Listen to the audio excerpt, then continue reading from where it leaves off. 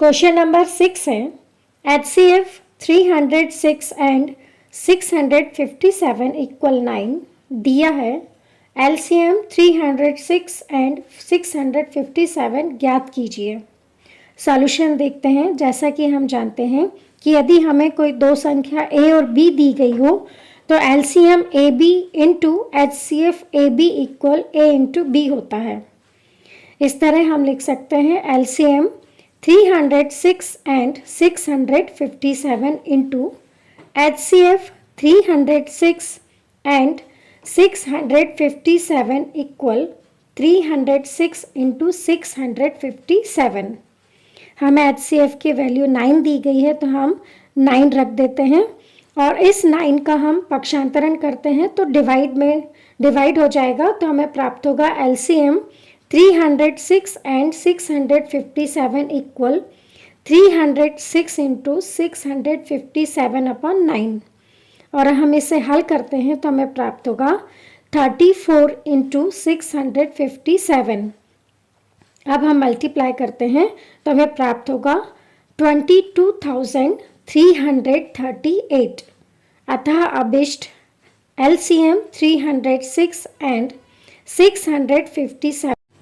Question number 6 का अथवा question देखते हैं। अथवा क्वेश्चन है संख्याओं 4 टू द पावर n पर विचार कीजिए जहां n एक प्राकृत संख्या है।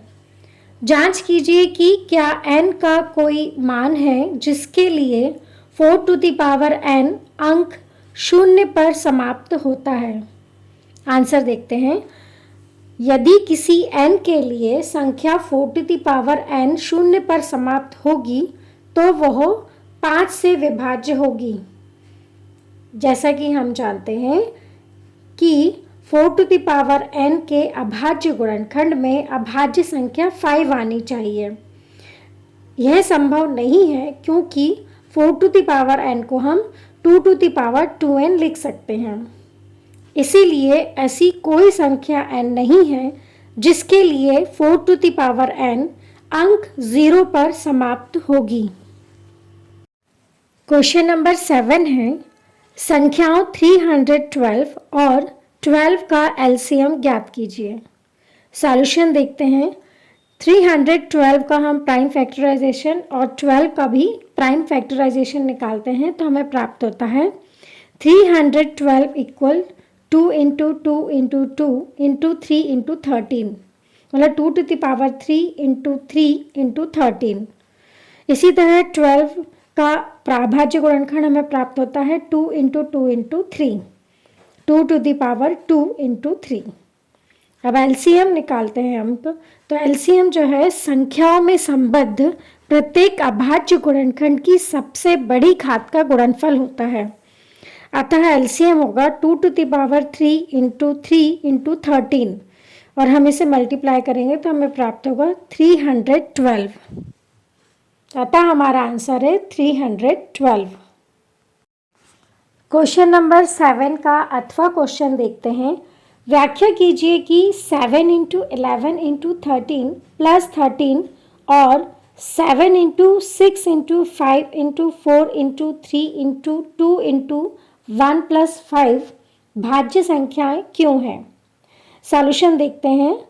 7 इंटू 11 इंटू 13 प्लस 13 में हम 13 को कॉमन लेते हैं तो हमें प्राप्त होता है 13 इंटू 7 इंटू 11 प्लस 1।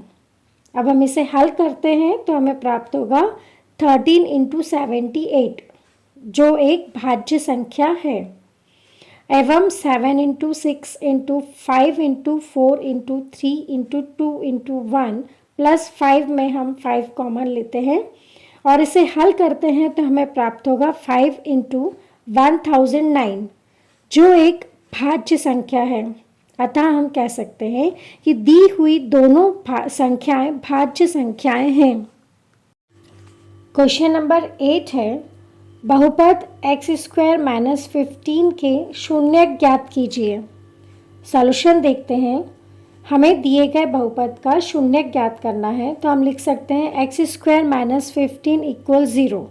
माइनस 15 का ट्रांसफ़र करते हैं तो हमें प्राप्त होगा x² इक्वल 15।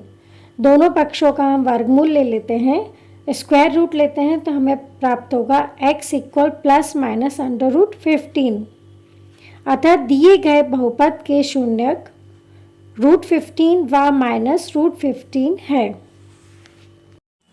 क्वेश्चन नंबर 8 का अथवा क्वेश्चन है, द्विघात बहुपद x square plus 7x plus के शून्यकों का गुणनफल 10 है, तो k का मान ज्ञात कीजिए। सॉल्यूशन देखते हैं। हमें द्विघात बहुपद दिया है x square plus 7x plus के। इस द्विघात बहुपद की तुलना हम ax square plus bx plus c से करते हैं, तो हमें प्राप्त होता है a इक्वल 1, b इक्वल 7 और c इक्वल k। और हमें दिया गया है शून्यकों का गुणनफल बराबर 10। जैसा कि हम जानते हैं कि शून्यकों का गुणनफल होता है c अपॉन a, तो c upon a equal 10। c की वैल्यू और a की वैल्यू हम रख देते हैं, तो हमें प्राप्त होगा k अपॉन 1 इक्वल 10। अतः हमें k की वैल्यू प्राप्त हुई 10। हमारा आंसर है k इक्वल 10। क्वेश्चन नंबर 9 है, बहुपद x square minus 2x minus 8 के शून्यकों का गुणनफल ज्ञात कीजिए। सॉल्यूशन देखते हैं। हमें बहुपद दिया गया है x square minus 2x minus 8। इस बहुपद की तुलना हम ax square plus bx plus c से करते हैं, तो हमें प्राप्त होगा a equal 1, b equal -2, c equal -8। शून्यकों का गुणनफल बराबर होता है c अपॉन a, तो c और a की वैल्यू हम रख देते हैं, तो हमें प्राप्त होगा -8 अपॉन 1। इस प्रकार हमें प्राप्त हुआ शून्यकों का गुणनफल बराबर -8। अतः हमारा आंसर है -8। क्वेश्चन नंबर 9 का अथवा क्वेश्चन है, यदि द्विघात बहुपद के शून्यकों का योग 4 एवं गुणनफल 1 है, तो बहुपद ज्ञात कीजिए। सॉल्यूशन देखते हैं। हमें शून्यकों का योग और गुणनफल दिया गया है और हमें द्विघात बहुपद ज्ञात करना है। सबसे पहले हम मानते हैं कि अभिष्ट द्विघात बहुपद ax square plus bx plus c है, जिसके शून्यक अल्फा एवं बीटा हैं। तब जैसा कि हम जानते हैं कि दोनों शून्यकों का योग होता है -b अपॉन a, अतः alpha plus beta equal -b upon a। तो -b अपॉन a जो है 4 दिया हुआ है, तो हम इसे लिख सकते हैं माइनस इंटू -4 अपॉन 1। और अल्फा बीटा दोनों शून्यकों का गुणनफल दिया हुआ है हमें 1, तो alpha into beta equal to जो होता है c अपॉन a इक्वल 1, इसे हम लिख सकते हैं 1 अपॉन 1। अब हम देखते हैं कि यहाँ पर हर में 1 है तब, और a का मान जो है यहाँ पर 1 है, तो हम यदि a इक्वल टू 1 लेते हैं तब b इक्वल टू -4 और c इक्वल टू 1 होगा। अतः एक द्विघात बहुपद जिसमें दी गई शर्तें संतुष्ट होती हैं x square minus 4x plus 1 है, एवं अन्य कोई द्विघात बहुपद जो इन शर्तों को संतुष्ट करे k into x square minus 4x plus 1 होगा, जहाँ k एक वास्तविक संख्या है।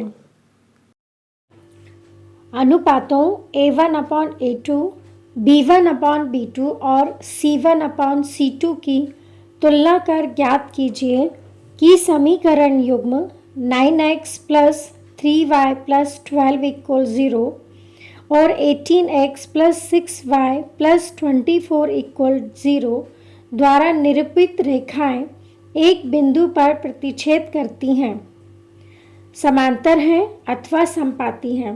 सॉल्यूशन देखते हैं। हमें समीकरण युग्म दिया गया है 9x plus 3y plus 12 equal 0, 18x plus 6y plus 24 equal 0।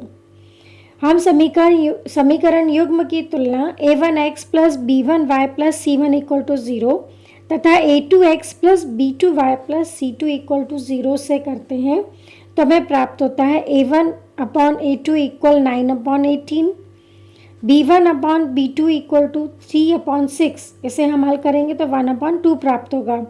इसी तरह a1 अपॉन a2 को भी हम हल करेंगे तो हमें 1 अपॉन 2 प्राप्त होगा। c1 upon c2 equal 12 upon 24, इसे हम हल करते हैं तो हमें प्राप्त होगा 1 अपॉन 2। यहाँ हम देखते हैं कि a1 upon a2, b1 upon b2 तथा c1 अपॉन c2 तीनों की वैल्यू जो है इक्वल आई है। अतः हम कह सकते हैं कि a1 upon a2 is equal to b1 upon b2 is equal to c1 upon c2। अतः समीकरण युग्म द्वारा निरूपित रेखाएं समपाती हैं। क्वेश्चन नंबर 10 का अथवा क्वेश्चन देखते हैं। दो चरों वाले रैखिक समीकरण युग्म का एक उदाहरण लिखिए जिसके द्वारा निरूपित रेखाएं समांतर रेखाएं हों। सॉल्यूशन देखते हैं। हमें दो चरों वाले रैखिक समीकरण युग्म का एक ऐसा उदाहरण लिखना है जिसके द्वारा निरूपित रेखाएं समांतर रेखाएं हों। जैसा कि हम जानते हैं कि रेखाएं समांतर हों, इसके लिए प्रतिबंध होता है a1 upon a2 is equal to b1 upon b2 is not equal to c1 upon c2। तो अब हम एक ऐसा उदाहरण लेते हैं जिसमें a1 अपॉन a2 और b1 अपॉन b2 की वैल्यू इक्वल हो, लेकिन c1 अपॉन c2 की वैल्यू इक्वल ना हो। तो हम एक एग्जाम्पल लेते हैं 6x minus 3y plus 10 equal 0 और 2x minus Y plus 9 equal to 0। जैसा कि हम यहाँ देख रहे हैं कि a1 upon a2 equal 6 upon 2 equal 3 upon 1 और b1 upon b2 equal to minus 3 upon minus 1 equal 3 upon 1। जैसा कि हम यहाँ देख रहे हैं कि a1 अपॉन a2 और b1 अपॉन b2 की वैल्यू इक्वल है। आप c1 अपॉन c2 की वैल्यू देखते हैं तो 10 अपॉन 9। इस तरह हम कह सकते हैं a1 upon a2 is equal to b1 upon b2 is not equal to c1 upon c2। अतः समीकरण युग्म द्वारा निरूपित रेखाएं समांतर हैं। आप कोई सा भी उदाहरण लिख सकते हैं। क्वेश्चन नंबर 11 है, निम्न स्थिति के लिए रैखिक समीकरण युग्म बनाइए। दो संख्याओं का अंतर 26 है और एक संख्या दूसरी संख्या की 3 गुनी है। सॉल्यूशन देखते हैं।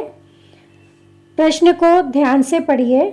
हमें यहाँ पर सिर्फ रैखिक समीकरण युग्म बनाना है, हल नहीं करना है। माना अभिष्ट संख्याएं x एवं y हैं और हम x is greater than y ले लेते हैं, मतलब x जो है y से बड़ा है।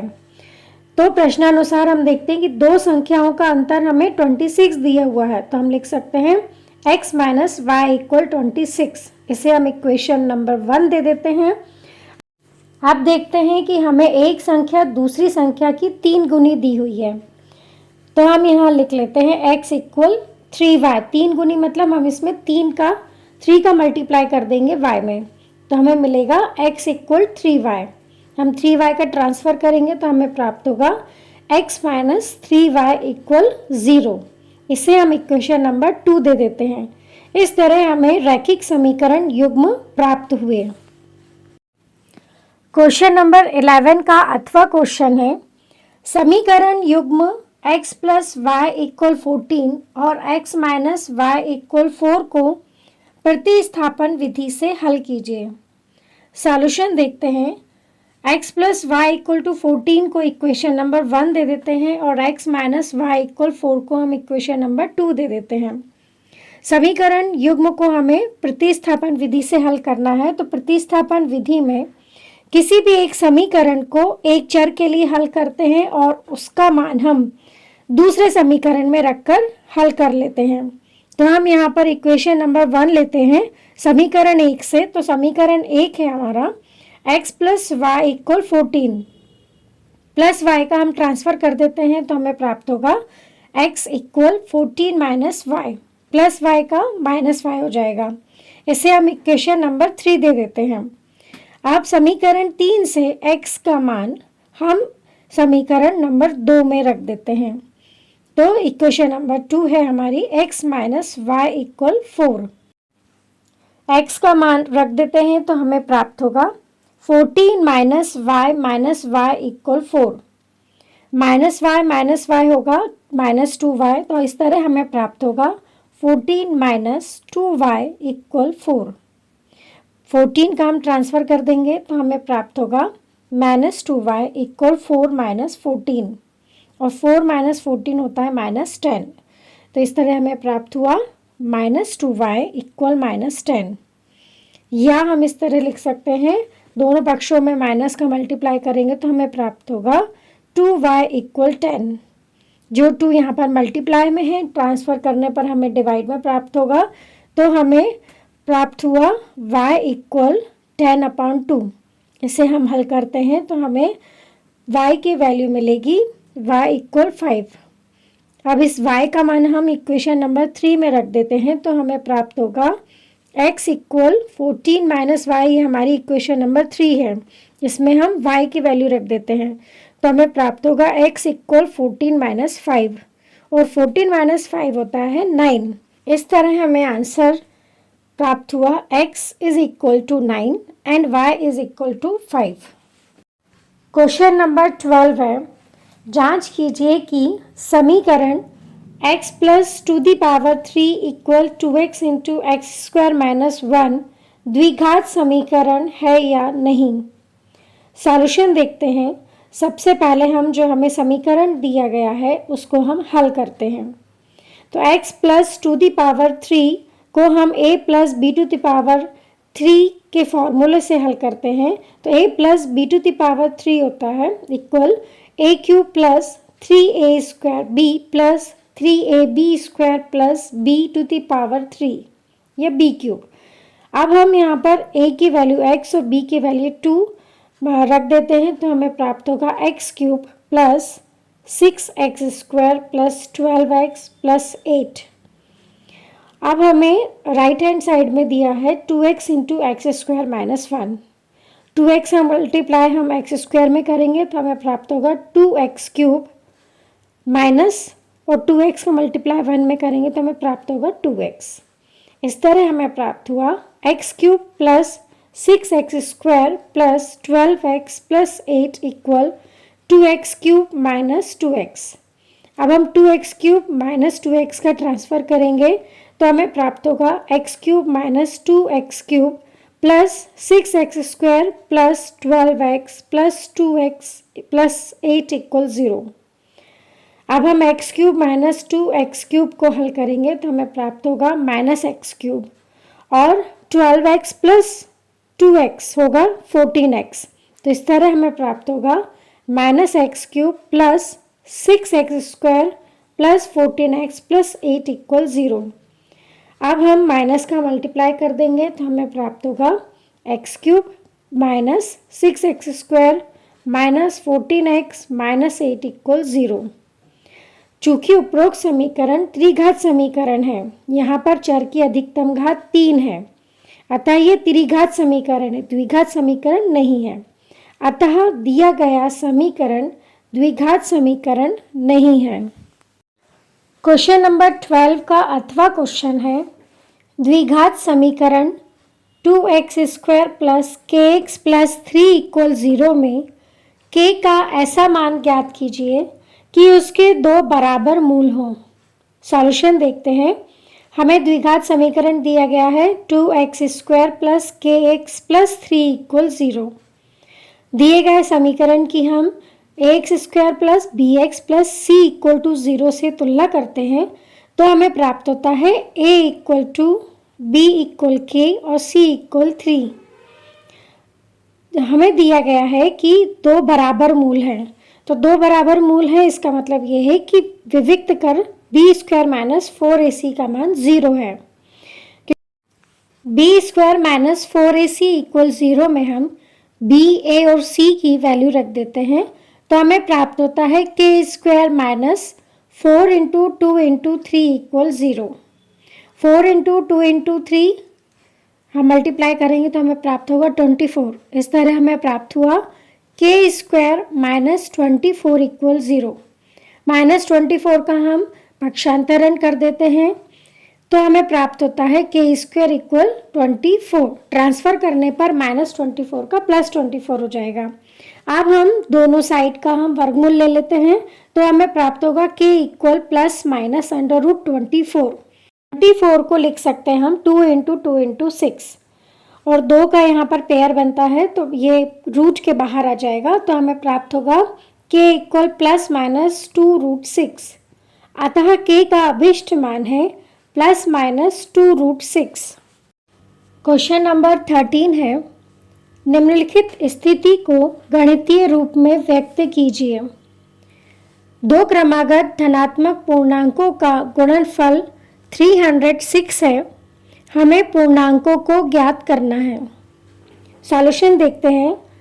क्वेश्चन को ध्यान से पढ़िए। हमें जो स्थिति दी गई है उसे सिर्फ गणितीय रूप में व्यक्त करना है, हमें समीकरण को हल नहीं करना है। माना दो क्रमागत धनात्मक पूर्णांक क्रमशः x और x+1 है। तो प्रश्नानुसार देखते हैं कि दो क्रमागत धनात्मक पूर्णांकों का गुणनफल, तो हमने जो धनात्मक पूर्णांक x और x+1 लिए हैं उसका यदि हम मल्टीप्लाई गुणनफल ज्ञात करें तो हमें मिलेगा x इंटू x+1 और उनका गुणनफल दिया गया है 306। इस प्रकार हमें प्राप्त हुआ x into x+1 equal 306।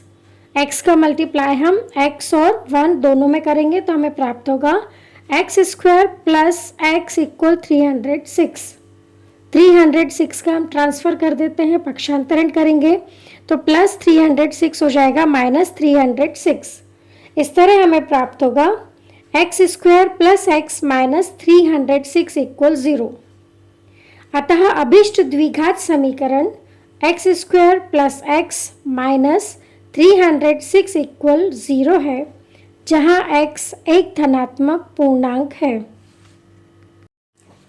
Question number 13 का अथवा क्वेश्चन है, द्विघात समीकरण 2x² minus 3x plus 5 equal 0 के मूलों की प्रकृति ज्ञात कीजिए। सॉल्यूशन देखते हैं। हमें द्विघात समीकरण दिया गया है 2x² minus 3x plus 5 equal 0।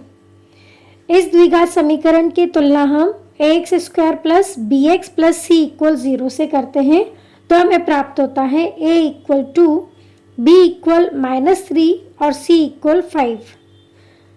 हमें मूलों की प्रकृति ज्ञात करनी है, तो मूलों की प्रकृति ज्ञात करने के लिए हम विविक्त कर ज्ञात करेंगे। तो विविक्त कर d equal b² minus 4ac होता है। तो b² माइनस 4ac में हम b, a और c की वैल्यू रख देते हैं तो हमें प्राप्त होगा d equal -3² minus 4 into 2 into 5। b की वैल्यू -3, a की वैल्यू 2 और c की वैल्यू 5 रखते हैं। तो -3 का स्क्वायर करेंगे तो 9 मिलेगा हमें और 4 इंटू 2 इंटू 5 होगा 40। इस तरह हमें प्राप्त हुआ d इक्वल 9 माइनस 40 और 9 माइनस 40 होता है -31। इस तरह हमें प्राप्त हुआ d इक्वल -31 और -31 इज लेस देन 0। चूँकि विविक्त कर 0 से छोटा है अतः वास्तविक मूलों का अस्तित्व नहीं है। क्वेश्चन नंबर 14 है, समांतर श्रेणी का प्रथम पद a इक्वल -3 और सार्वंतर d इक्वल 5 हो तो अगले 4 पद लिखिए। सॉल्यूशन देखते हैं। हमें दिया गया है प्रथम पद a इक्वल -3 और सार्वंतर d इक्वल 5। अब हमें प्रथम पद दिया है, तब हम द्वितीय पद का मान निकालते हैं। तो द्वितीय पद का मान हम निकालेंगे a प्लस डी से। a और d की वैल्यू हम रख देते हैं तो हमें प्राप्त होगा -3 प्लस 5 इक्वल 2। तृतीय पद हम इस द्वितीय पद में सार्वंतर को प्लस कर देंगे तो हमें तृतीय पद प्राप्त हो जाएगा। तो द्वितीय पद 2 और सार्वंतर 5। तो इस तरह से हमें तृतीय पद प्राप्त हुआ 7। चतुर्थ पद प्राप्त करते हैं। तृतीय पद 7 में हम सार्वंतर 5 को प्लस करेंगे तो हमें प्राप्त होगा 12। पंचम पद में अब चतुर्थ पद 12 में हम सार्वंतर 5 को प्लस करेंगे तो हमें प्राप्त होगा 17। अतः अगले 4 पद है 2, 7, 12 और 17। क्वेश्चन नंबर 14 का अथवा क्वेश्चन है, दो समांतर श्रेणियों का सार्वंतर समान है। यदि इनके 100वें पदों का अंतर 100 है तो इनके 1000वें पदों का अंतर क्या होगा। सॉल्यूशन देखते हैं। हमें दो समांतर श्रेणियां दी गई हैं जिनका सार्वंतर समान है। प्रश्नानुसार हम मान लेते हैं दो समांतर श्रेणियां क्रमशः a plus D, a plus 2d से लेकर a plus n-1 into D एवं b plus D, b plus 2d से लेकर b plus n-1 into D है। चूँकि यहाँ पर हमें सार्वंतर समान दिया गया है, इसीलिए हम दोनों श्रेणियों में सार्वंतर डी लेते हैं। और प्रश्नानुसार 100वें पदों का अंतर 100 दिया है, तो हम दोनों श्रेणी के 100वें पदों का अंतर निकाल लेते हैं और इसका मान हमें दिया गया है 100। तो प्रश्नानुसार a plus 100 minus 1 into D minus B plus 100 minus 1 into D equal 100। इसे हम सॉल्व करते हैं। 100 माइनस 1 99 होता है, तो हमें मिलेगा a plus 99 D minus b plus 99 D equal 100। Bracket के आगे माइनस है, तो ब्रैकेट के अंदर जितने भी पद है उनका चिन्ह चेंज हो जाता है, तो हमें प्राप्त होगा a plus 99 D minus b minus 99 D equal 100। इसे हम हल करेंगे। 99 डी एक प्लस में और एक माइनस में है, तो ये कैंसिल हो जाएगा, तो हमें प्राप्त होगा a माइनस बी इक्वल 100। इसे हम इक्वेशन नंबर 1 दे देते हैं। अब दोनों समांतर श्रेणियों के 1000वें पदों का अंतर निकालते हैं, तो हमें प्राप्त होगा a plus 1000 minus 1 into D minus b plus 1000 minus 1 into D. 1000 minus 1 999 होता है, तो हमें प्राप्त होगा a plus 999 D minus b plus 999 D. इसे हम हल करते हैं, तो हमें प्राप्त होगा a plus 999 D minus b minus 999 D. 999 D एक प्लस में और एक माइनस में है, तो कैंसिल हो जाएगा। हमें प्राप्त होगा a माइनस बी। इक्वेशन 1 से a माइनस b की वैल्यू 100 आई है, अतः हम यहाँ पर a माइनस बी इक्वल 100 लेते हैं। अतः 1000वें पदों का अभिष्ट अंतर 100 होगा।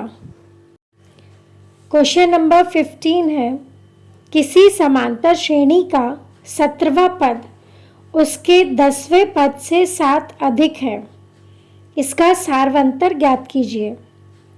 सॉल्यूशन देखते हैं। माना समांतर श्रेणी का प्रथम पद a तथा सार्वंतर d है, तब प्रश्नानुसार हमें दिया गया है 17वां पद उसके 10वें पद से 7 अधिक है। 7 अधिक है, तो हम इसमें 10वें पद में 7 को प्लस कर देंगे, तो प्रश्नानुसार हमें प्राप्त होगा a17 हमें प्राप्त हुआ a10 plus 16d equal a plus 9d plus 7। a17 होगा a प्लस 16d और a10 होगा a प्लस 9d। इस प्रकार हमें प्राप्त हुआ a plus 16d equal a plus 9d plus 7। अब हम a और 9d का हम ट्रांसफ़र कर देते हैं, तो हमें प्राप्त होगा a plus 16d minus a minus 9d equal 7। एक पद जो है एक प्लस में और एक माइनस में है, तो कैंसिल हो जाएगा, तो हमें प्राप्त होगा 16d माइनस 9d इक्वल 7। और 16d माइनस 9d होता है 7d, तो हमें प्राप्त हुआ 7d इक्वल 7। 7 जो मल्टीप्लाई में है, ट्रांसफ़र करेंगे तो डिवाइड में हो जाएगा, तो हमें प्राप्त होगा d इक्वल 7/7 और इसे हल करेंगे तो हमें प्राप्त होगा d इक्वल 1। अतः d का अभिष्ट मान है 1। क्वेश्चन नंबर 15 का अथवा क्वेश्चन देखते हैं।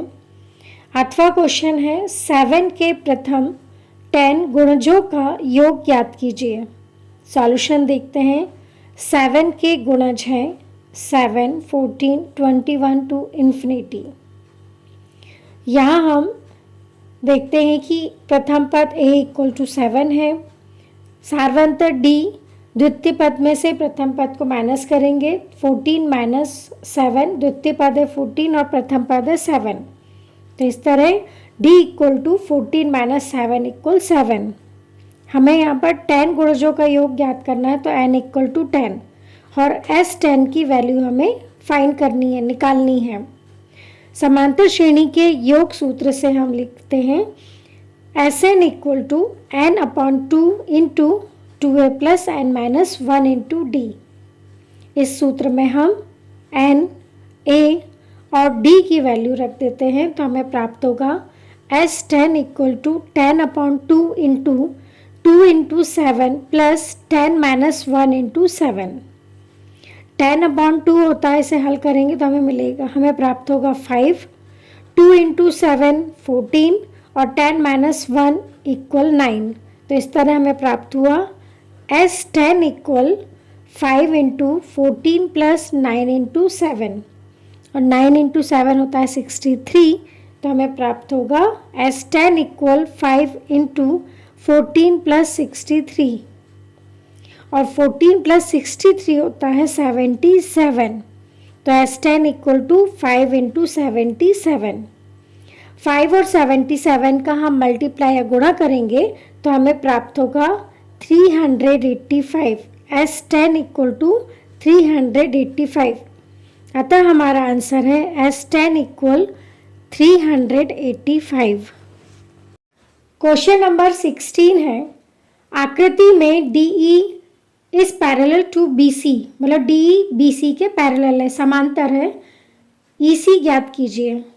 सॉल्यूशन देखते हैं। हमें दिया गया है DE समानांतर BC के, DE is parallel to BC।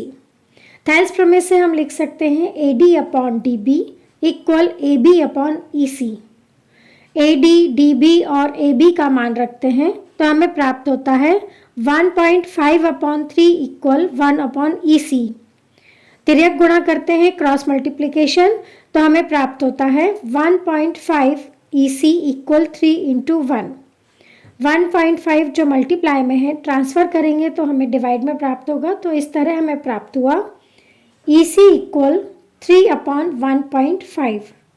इसे हम हल करते हैं तो हमें प्राप्त होता है EC इक्वल 2 सेंटीमीटर। अतः EC का अभिष्ट मान 2 सेंटीमीटर है। क्वेश्चन नंबर 16 का अथवा क्वेश्चन है, दो समरूप त्रिभुज ABC और त्रिभुज DEF में यदि angle A equal 47 degree, angle E equal to 83 degree, तो एंगल C का मान ज्ञात कीजिए। सॉल्यूशन देखते हैं। हमें दो त्रिभुज ABC और त्रिभुज DEF समरूप दिए गए हैं।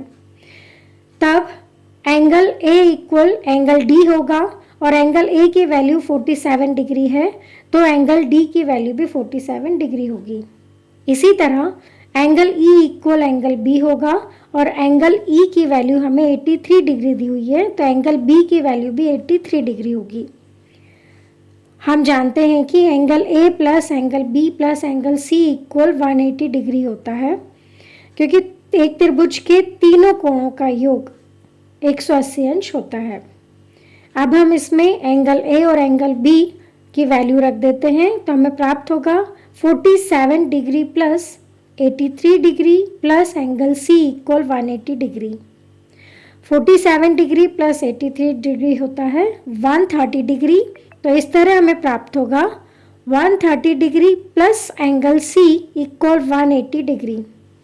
130 डिग्री का ट्रांसफ़र कर देते हैं तो प्लस 130 डिग्री का हो जाएगा माइनस 130 डिग्री। इस तरह हमें प्राप्त हुआ angle C equal 180 degree minus 130 degree, और 180 डिग्री माइनस 130 डिग्री होता है 50 डिग्री।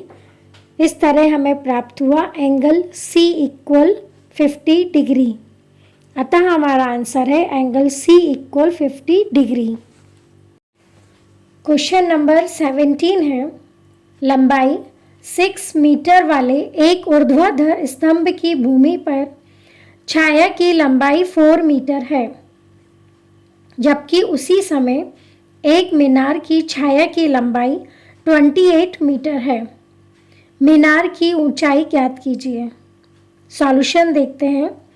हम यहाँ पर दो त्रिभुज लेते हैं। एक त्रिभुज लेते हैं हम ABC और दूसरा त्रिभुज लेते हैं PQR। माना AB 6 मीटर लंबा एक स्तंभ है जिसकी छाया BC इक्वल 4 मीटर एवं एंगल ABC इक्वल 90 डिग्री है तथा angle C equal to x degree, एवं माना PQ इक्वल h मीटर एवं मीनार की छाया QR 28 मीटर एवं angle P Q R equal 90 degree तथा angle R equal x degree है। चूँकि angle C equal angle R equal to x degree है, ये सूर्य का उन्नयन कोण है, एवं angle B equal angle Q equal 90 degree. तो हम डबल ए समरूपता से कह सकते हैं त्रिभुज ABC समरूप है त्रिभुज PQR के। अब हम समरूप त्रिभुज के प्रगुण से लिख सकते हैं AB upon BC equal PQ upon QR। हम इसमें AB, BC और QR की वैल्यू रख देते हैं, तब हमें प्राप्त होता है 6/4 इक्वल H/28। क्रॉस मल्टीप्लिकेशन या तिर्यक गुणा से हम इसे हल करेंगे तो हमें प्राप्त होगा 4H इक्वल 6 इंटू 28। 4 जो मल्टीप्लाई में है वो ट्रांसफ़र होकर डिवाइड में हो जाएगा, तो हमें प्राप्त होगा H इक्वल 6 इंटू 28/4। हम इसे हल करेंगे तो हमें प्राप्त होगा 6 इंटू 7 इक्वल 42 मीटर। अतः मीनार की अभिष्ट ऊंचाई 42 मीटर है। क्वेश्चन नंबर 17 का 8वां क्वेश्चन है, किसी त्रिभुज PQR की भुजाओं PQ और PR पर क्रमशः बिंदु E और F स्थित हैं। यदि PE equal 3.9 centimetre, EQ equal 3 centimetre, PF equal 3.6 centimetre और FR इक्वल 2.4 सेंटीमीटर, तो कारण सहित बताइए कि EF is parallel to QR है या नहीं।